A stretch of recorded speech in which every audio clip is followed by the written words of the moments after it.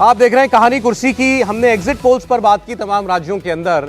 अब exit poll किसी राज्य में बीजेपी को, किसी में कांग्रेस को आगे पीछे दिखा रहे हैं। 3 तारीख को एग्जिट पोल किसका सही साबित होता है, किसका गलत, ये पता चल जाएगा। लेकिन एग्जिट पोल को छोड़िए, आप इस बार चुनाव के कैंपेन को याद कीजिए और चुनाव में जो भी वादे किए इस बार तमाम पार्टियों ने, उनको आप देखिए।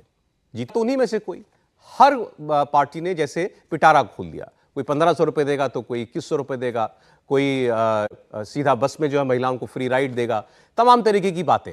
तो अब इस किस्म की राजनीति जो देश में चल पड़ी है, और ऐसा लग रहा है कि वोटर भी हाथों हाथ इस किस्म की राजनीति को ले रहा है। और इन सेमीफाइनल वाले राज्यों में, जिनको हम लोग कहते हैं, ये 3 तारीख को जिनके नतीजे आएंगे, क्या ये इसकी तस्दीक करते हैं, इसी पर मोहर लगा रहे हैं कि अब यही राजनीति चलेगी? तो ये राजनीति क्या, आपको मैं जरा थोड़ा सा और कुछ पॉइंट्स में समझाता हूं।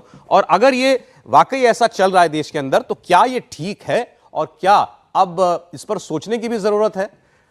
जो जेब में पैसा देगा उसे ही वोट मिलेगा। आप मध्य प्रदेश में देख लीजिए तो लाडली बहना योजना, इसमें 1500 रुपए से लेकर 3000 रुपए लोगों को मिलना शुरू हो गया, महिलाओं को मिलना शुरू हो गया। उसकी 3 या 4 किस्त जो है चल ही भी गई। मतलब पैसा आ रहा है, आते रहना चाहिए। जो सरकार में है वो ये कोशिश करता है कि कोई ऐसी डायरेक्ट बेनिफिट वाली स्कीम चला दे और वो पैसा सीधा सीधा लोगों के खाते में जाना शुरू हो जाए, ताकि लोगों को ये लगे कि भाई अभी तो पैसा आ रहा है, अब इस व्यक्ति को वोट नहीं किया, इसको नहीं जिताया, दूसरी पार्टी आ गई, पता नहीं वो स्कीम को बंद ना कर दे। हालांकि हो ये रहा है कि दूसरी पार्टी उससे ज्यादा पैसा डालने का वादा कर रही है। पब्लिक को पैसे से मतलब है, सीधा डायरेक्ट बेनिफिट।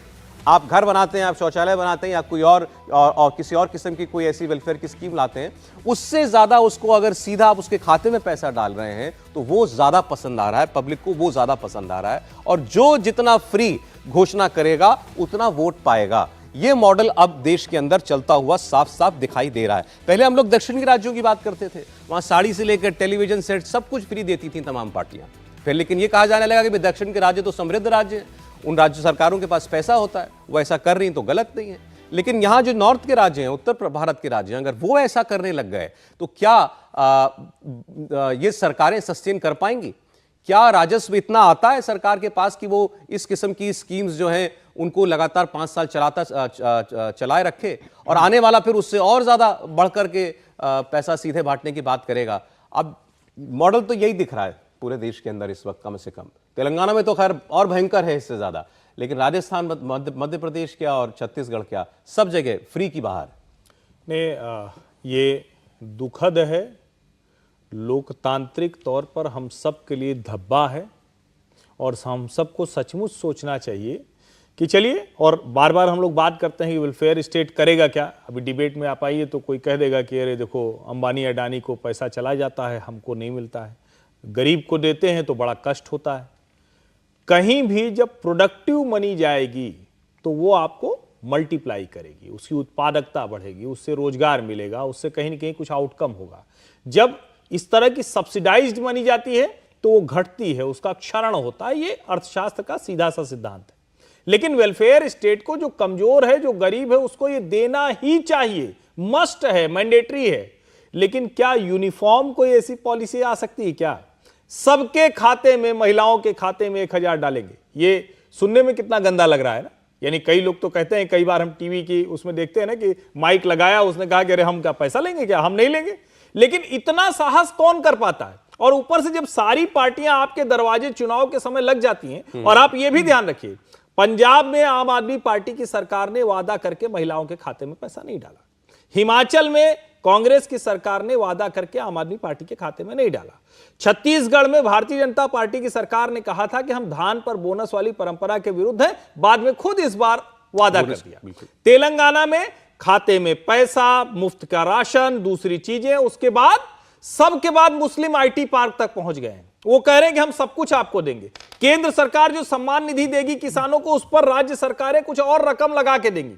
अब ये सब सुनने में बड़ा अच्छा लगता है, लेकिन इसका सीधा सा मतलब हुआ, सरकारों को जो मूल काम करना चाहिए, यानी प्रोडक्टिविटी बढ़े, यानी इंडस्ट्री की ग्रोथ इतनी हो कि लोगों को रोजगार मिल जाए, यानी खेती में इतना ज्यादा हो कि उस पर आश्रित लोगों को कुछ और न करना पड़े, ये सरकार नहीं कर पा रही है। जहां जहां ये चल रहा है, इसका मतलब आपकी सरकार अपनी जिम्मेदारी में फेल हो रही है। पहचानिए, वो गड़बड़ कर रहे हैं, आप ठीक कर सकते हैं, उसके अलावा कोई ठीक कर नहीं सकते। नेताजी लोगों को ये शॉर्टकट मिल गया। दिल्ली में केजरीवाल ने शुरू किया, कर्नाटक हिमाचल में जाकर कांग्रेस पार्टी ने ये गारंटी कार्ड चला, और उसके बाद इस चुनाव में भारतीय जनता पार्टी को भी ये करना पड़ रहा है। बहुत लोग कहते हैं बीजेपी का इकोनॉमिक मॉडल नहीं है या उनकी सोच नहीं है ऐसा कि आप ऐसे फ्रीबीज बांटिए, लेकिन अब अगला कर रहा है तो आपको भी करना पड़ रहा है, तो भाजपा को भी इसी लाइन में लगना पड़ा।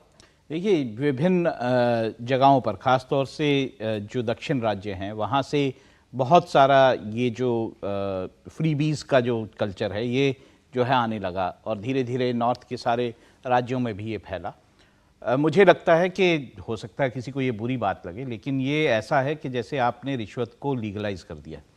आप किसी को जो है, पहले चुनावों में होता था कि जाके लोग नोट बांटते थे, शराब बांटते थे, ये सब करते थे। अब आप लीगली पैसा जो है लोगों को दे रहे हैं। देखिए, इसको जैसे हर्षवर्धन जी कह रहे थे, इसको लिंक करने की ज़रूरत है गरीबी से। इसको लिंक करने की ज़रूरत है उन लोगों से जिन लोगों को प्रिविलेजेस नहीं है, जिन लोगों को नौकरी नहीं मिल पा रही है, जो लोग इस जो गरीबी रेखा से जिन लोगों को आपको ऊपर उठाना है, इन लोगों को आइडेंटिफाई करके उन लोगों को सुविधाएं दी जाएं। उन लोगों को अगर सरकार जो है अपनी तरफ से चीज़ें दे तो शायद किसी को भी, कोई भी इस पे एतराज़ नहीं होगा। लेकिन जिस तरह का कल्चर बन गया है कि अगर आप 100 दोगे तो मैं 200 दूंगा, अगर आप 200 दोगे तो मैं 300 दूंगा, ये जो कल्चर है कहीं ख़त्म नहीं होने वाला है। दूसरा, मैं ये भी कहूँगा कि हमारे को इस वक्त जो है तेलंगाना में इसका कहीं ना कहीं डिफरेंस दिख रहा है। देखिए, वहाँ पे बीआरएस जो सरकार है वो फ्रीबीज़ के लिए जानी जाती है, लेकिन हमारे सारे जितने भी एग्जिट पोल्स हैं उसमें ये दिख रहा है कि वो शायद जो है जीतेगी नहीं इस बार। तो उसमें हम बीआरएस की स्कीम्स का इम्प्लीमेंटेशन की ओर जाएं कि क्या उन्होंने जो भी फ्रीबीज की स्कीम्स की उसका इम्प्लीमेंटेशन ठीक नहीं किया, ये देखने की बात है। या फिर हम ये देखें कि कांग्रेस ने वहां पर और ज्यादा अगर वहां कोई बदलाव की लोगों के मन में भावना थी और कांग्रेस ने ये वादा ना किया होता, मे भी शायद नतीजा कुछ और होता, लेकिन कांग्रेस उससे और बढ़कर वादा कर रही है। वहां पर ये बात नीचे स्तर पे या धरातल पर ये बात भी हो रही है कि बीआरएस ने जो भी स्कीम्स अनाउंस की उसको ठीक से लागू नहीं किया, उसमें एमएलएज ने पैसा लेना शुरू किया, ये सब बातें भी वहां पे हो रही हैं। तो क्या स्कीम्स का इम्प्लीमेंटेशन जो है, अगर कोई भी आप स्कीम जो है या फ्रीबी जो है वो अनाउंस कर देते हैं तो क्या उसका इम्प्लीमेंटेशन सही होना चाहिए, ये भी राजनीतिक दलों को देखना पड़ेगा जब वो फ्रीबीज बांटते। पर पहली बात ये है कि ऐसे फ्रीबीज जो हैं वो बिल्कुल बंदर बांट की तरह नहीं किए जाने चाहिए, जबकि ये देखा जाना चाहिए कि इकोनॉमिकली जो लोग वीक हैं वो या सोशली वीक हैं उनको ये नहीं, कम से कम खाते में रकम, जो आपने अभी बहुत अच्छी बात कही कि ये तो एक तरह से रिश्वत को कानूनी जामा पहना देना है। 50 रुपए कोई किसी को दे रहा है, चुनाव आयोग पकड़ता है, टीवी पर हम चलाते हैं, घंटों बहस होती है कि फलाना प्रत्याशी 50-50 रुपए या 100 रुपए या 500 बांट रहा था। यहां बाकायदा सरकार दे रही है, वादा कर रही है और लोग ले रहे हैं और उस पर चर्चा हो रही कि अरे वाह, ये तो एक पॉपुलिस्ट पॉलिसी है। अरे भैया, ये विशुद्ध रिश्वत है। और बार बार हम श्रीलंका का उदाहरण देते हैं। हमारा देश दुनिया में बहुत, जिसको हम कहते हैं ना कि बहुत स्वर्णिम अवसर पर है, ये वाली जो चीजें हो रही हैं ये उसको पीछे घसीट। भाई, प्रधानमंत्री का स्टेटमेंट है इस बार, उन्होंने कहा था कि जिस राह पर तमाम पार्टियां चल रही हैं ये दिवालियेपन का फॉर्मूला है, सरकारें नहीं सस्टेन कर सकती इसको। लेकिन अब ये राजनीतिक मजबूरी हो जाती है फिर सबकी, क्योंकि अगर एक पार्टी करेगी दूसरी को करना पड़ेगा। नहीं, मुझे लग रहा है इसके अंदर चुनाव आयोग को बहुत स्ट्रिक्ट होना पड़ेगा। सुप्रीम कोर्ट कह चुका है इस मामले को लेकर। इस बार तो चुनाव आयोग ने फॉर्म भी दिया था कि अगर आप ये फ्री की घोषणाएं करते हो तो मतदाता का जानना का हक है कि उसकी व्यवस्था आप पैसे वहां से कैसे करोगे, क्या दूसरी योजना में कटौती करके उस योजना को शुरू कर रहे हो। अब देखिए, छत्तीसगढ़ तेलंगाना में तो कांग्रेस 2 कदम आगे बढ़ गई। केसीआर बेटियों की शादी के समय 1 लाख रुपए देते थे, तो कांग्रेस ने घोषणा कर दी कि बेटी की शादी में हम 1 लाख के साथ 10 ग्राम सोना देंगे। ये कांग्रेस की नहीं वहां घोषणा हो गई है। तो मुझे लग रहा है कि अब इस तरह की जो लगातार अब तो बात प्लॉट तक आ गई है, प्लॉट बट रहे हैं। 240 गज का भी कांग्रेस ने बोला ही छत्तीसगढ़ के तेलंगाना के अंदर कि जो तेलंगाना के अंदर जो आंदोलन में लोग शामिल रहे थे उनको 240 गज का प्लॉट कांग्रेस की सरकार आने के ऊपर देगी। तो मुझे लग रहा है इसके ऊपर नियंत्रण रखने की जरूरत है। और बुनियादी परियोजनाएं होंगी, उसके लिए राज्य सरकारों के पास पैसा नहीं है। वो आपके लिए पुल नहीं बना पाएंगे, सड़क नहीं बना पाएंगे, अस्पताल नहीं बना पाएंगे। जो कर्नाटक से खबर आई थी कि जैसे ही सरकार बनी तो कहा गया कि भाई विधायक जी लोग अब फंड वाले पैसे के लिए मत आना। क्यों? क्योंकि 5 गारंटी कही गई है कांग्रेस की तरफ से, उसको पूरा करना है। अभी अभी RRTS के मामले में दिल्ली की केजरीवाल सरकार को सुप्रीम कोर्ट में बड़ी डांट लगाई है कि तुम भैया विज्ञापन पे तो खर्च कर पाते हो, ये नहीं कर पाते हो। तो ये जो अलग अलग तरह की चीजें हैं वो सब हमारे ऊपर असर डालती हैं अंत में। ये मत सोचिए कि आपको 1000, 1200, 500, 2000, 5000 मिल जाएगा तो किसी और के जेब से या सरकार का कोई और खजाना है, ऐसा नहीं होने वाला। बहरहाल अब देखिए, अब ये जो एग्जिट पोल अगर बता रहे हैं ऐसा सही है, और एक मध्य प्रदेश छोड़ करके कई एग्जिट पोल मध्य प्रदेश भी नहीं कह रहे हैं, लेकिन फिर भी कांग्रेस पार्टी फिर इसको नरेंद्र मोदी की मैजिक खत्म हो गया, नरेंद्र मोदी का आप कोई करिश्मा नहीं है देश के अंदर, और 24 का चुनाव बिल्कुल पूरी तरीके से 14-19 की तर्ज पर नहीं होने वाला, ये रिकॉर्ड चलना शुरू हो जाएगा। वाकई क्या आप लिंक करेंगे इस चुनाव का, अगर बीजेपी के लिए कोई नुकसान दिखाई देता है उसको 2024 के नुकसान से? मैं तो बिल्कुल नहीं मानता हूं कि लोकसभा और विधानसभा के चुनाव एक दूसरे से लिंक्ड होते हैं। बीजेपी ने ये करके दिखाया है कि जहां पर राज्यों में उन्होंने चुनाव हारे हैं, वहां पर लोकसभा में उन्होंने जो है मतलब मैक्सिमम सीटें जिसे कह सकते हैं, 24 में से 23 सीटें, मतलब 15 में से 12 सीटें, इस तरह से लगभग सारी सीटें जो हैं वो लोकसभा चुनाव में उठाई हैं। तो कोई असर मुझे नहीं दिखता। लोकसभा चुनावों में ये देखा जाता है कि क्या मुद्दे हैं देश के सामने, राज्यों के सामने नहीं, देश के सामने क्या मुद्दे हैं, कौन देश की सुरक्षा ठीक से कर सकता है, कौन देश की इकोनॉमी आगे बढ़ा सकता है, कौन जो है देश में इंडस्ट्रीज ला सकता है जिससे नौकरियां बढ़ेंगी, कौन ऐसा व्यक्ति है जो देश को आगे लेके जा सकता है। ये सबसे बड़ा प्रश्न होता है, और इसी कारण से शायद हम लोग ये दिखाते हैं कि प्रधानमंत्री पद के लिए कितने % के लोग जो है किसको पसंद कर रहे हैं। तो ये कारण होता है कि कौन व्यक्ति ऐसा है जो प्रधानमंत्री पद के लिए योग्य है और देश को आगे लेके जा सकता है। दूसरी बात ये, अब ये भी कहा जाएगा कि भाई ये डबल इंजन वाली बात पर लोगों को भरोसा नहीं है, कि केंद्र में भी राज्य में भी सरकार होना जरूरी है, उससे आपकी डिलीवरी मैकेनिज्म जो बेहतर हो जाता है या क्रियान्वयन बेहतर हो जाता है योजना। क्या नरेंद्र मोदी सरकार ने ये कहा है कि वो राज्यों को पैसा नहीं देंगे, राज्यों की योजनाओं को रोकेंगे? उन्होंने तो कभी नहीं कहा। अगर उनकी योजनाएं शुरू होती हैं तो वो सब राज्यों में जाती है, उल्टा होता है। इनफैक्ट कई बार राज्य जो हैं वो उनकी योजनाओं को रोकना शुरू कर देते हैं, वो भी जब विपक्षी सरकार होती है। तो डबल इंजन का आपका वो अगर मतलब है तो शायद सही होगा, लेकिन अदरवाइज जो है मुझे लगता है कि केंद्र की लेकिन योजनाओं का इतना तो दिखाता है ना कि नरेंद्र मोदी की लोकप्रियता है, नरेंद्र मोदी सबसे बड़ा चेहरा है इस वक्त देश के अंदर, सबसे बड़े नेता हैं, लेकिन फिर एक योगी भी चाहिए आपको यूपी में, फिर आपको एमपी में एक शिवराज भी चाहिए, ऐसा भी है। देखिए, 2 मैं उदाहरण देता हूं, एक राहत काम का है और एक सामान्य सरकारी परियोजना का है। एक उदाहरण उत्तराखंड का जो अभी का है, जो सिलक्यारा की सुरंग का मसला है।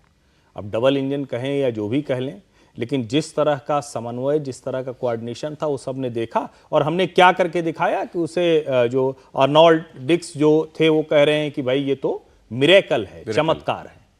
अब दूसरी परियोजना मैं आपको याद दिलाता हूं, अयोध्या का राम मंदिर सबको याद आता है, लेकिन भैया एक सरयू कनाल परियोजना है, सरयू नहर परियोजना। 14 प्रधानमंत्री हैं, देश देखता रहा, 1 प्रधानमंत्री, 2 प्रधानमंत्री, 3 प्रधानमंत्री, सरकारें जाती रही, लोकसभा जाती रही, उत्तर प्रदेश की सरकारें बदलती रही, लेकिन जो इतनी बड़ी आबादी को सिंचाई करने वाली योजना थी सरयू नहर परियोजना, उसका 40% पूरा हो पाया था 2017 तक, और 2017 से 2022 तक में वो परियोजना पूरी हो जाती है। प्रधानमंत्री उसको लोकार्पित करते हैं, उसका एक खंड शुरू हो जाता है। अब वो किसके काम आएगी? किसान को सिंचाई मिल जाएगी, जहां जल स्तर है थोड़ा सा कम हो जाएगा, जहां बाढ़ में पानी बह जाता था, बर्बाद हो जाता था, वो नहर में आ जाएगा। अब आप कहिए डबल इंजन का फर्क है या नहीं है? वरना जमीन का अधिग्रहण नहीं हो रहा है, राज्य सरकार की जो भी विभाग हैं वो केंद्र के साथ समन्वय नहीं कर पा रहे हैं। और एक तीसरा उदाहरण मैं अपने शहर का दे देता हूं, जैसे अभी कहा जा रहा था ना, कोऑर्डिनेशन कैसे होता है। जब आप एक तरह से सोचते हैं, और इसमें इसका मतलब कतई नहीं हुआ कि डेमोक्रेसी में भाजपा की ही सरकार केंद्र और राज्य में रहे, लेकिन क्या जो राज्य केंद्र के साथ हैं और सहयोग में चलते हैं, तो क्या ऐसा हुआ कि जिसमें मुश्किल हुई? लेकिन हाँ, मुश्किल तो हो जाती है। यहां से पैसा जाएगा, बंगाल में नहीं मिलेगा किसानों को। क्यों? क्योंकि वो कहेंगे कि हम किसान सम्मान निधि वाली सूची ही आपको नहीं देंगे। अब बताइए इसमें किसका गड़बड़ है? यहां डबल इंजन वाला काम करने लगता है। इसी तरह से जब आप कहते हैं कि अच्छा चलो प्रधानमंत्री आवास योजना है, आपने पैसा अलॉट कर दिया, वहां हम काम ही नहीं करेंगे, और यहां योगी जी हर जिले में 1075 जिले में 75,000 घर बना देंगे। तो मुझे लगता है कि लोकतंत्र में यह कतई नहीं होना चाहिए कि एक ही पार्टी की सब जगह सरकार रहे, बिल्कुल नहीं होना चाहिए। जहां आपको ठीक लगे वो काम करिए, लेकिन यह होता है जब कि किसी योजना में राज्य और केंद्र के संघर्ष के बीच से योजना रुकती है, आम लोगों का नुकसान होता है, तो वो एक मुश्किल होती है। ठीक।